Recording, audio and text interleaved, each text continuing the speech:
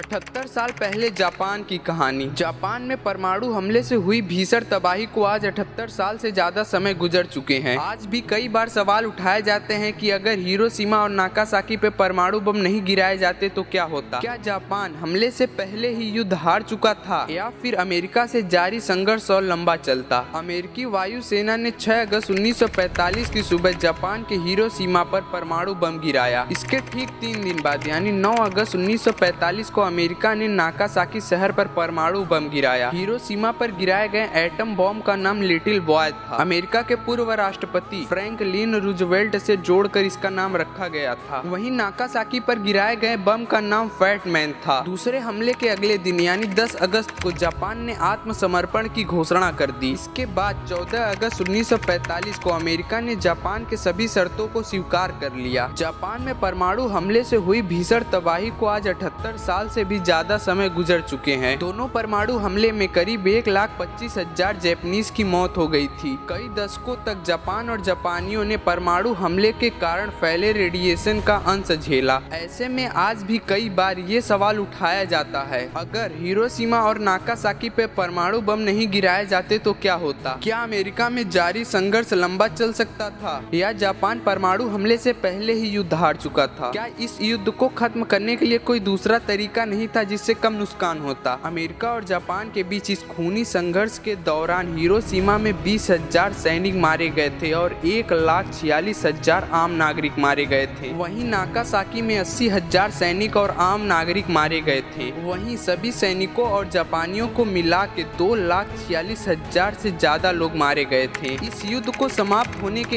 एक हफ्ते बाद योकोहामा में एक जापानी सेना अधिकारी से पूछताछ करने वाले वैज्ञानिक और इंजीनियर का एक छोटा दल भेजा गया। इस टीम ने जापानी सेना के अधिकारी से पूछा, अगर यह युद्ध चालू रहता तो आपका अगला बड़ा कदम क्या होता। जापानी सेना ने अधिकारी से कहा, हम मरते दम तक लड़ते। इस टीम ने पूछा कि क्या आप अमेरिकी सेना की इस लैंडिंग को नाकाम कर सकते थे। तो उन्होंने कहा कि शायद हम आपको नहीं रोक सकते थे। फिर उन्होंने कहा कि चाहे कुछ भी हो जाए, हम आखिरी जापानी मरते दम तक लड़ते रहते। हमें आत्मसमर्पण का अपमान सहन नहीं करना पड़ता। क्या होता अगर तब खत्म न हुआ होता ये युद्ध। अगर परमाणु हमला नहीं किया जाता तो जापान में कई महीनों तक मौत का तांडव होता और बड़े पैमाने पर विनाश होता। अगर निर्धारित कार्यक्रम के आगे जंग बढ़ती तो अक्टूबर 1945 में ओकिनावा को हवाई जहाज से ढका हुआ और बंदरगाह को हमले के लिए तैयार लैंडिंग क्राफ्ट से भरा हुआ देखा जाता। वहीं परमाणु हमले ने स्थिति में एक नाटकीय तत्व पेश किया जिसने शांति चाहने वाले हाथों को मजबूत किया और उन लोगों के लिए चेहरा बनाने वाले तर्क उपलब्ध करते थे। परमाणु बमों की बाढ़ की आशंका ने आत्मसमर्पण तर्क को मजबूत बना दिया। परमाणु बम ने हिरोशिमा पर 4,000 डिग्री से ज्यादा गर्मी पैदा की और देखते ही देखते पल भर में पूरा शहर तबाह हो गया। मुझे लगता है कि जापान में अगर परमाणु हमला नहीं हुआ होता तो जापान आज इतना विकसित देश नहीं बनता।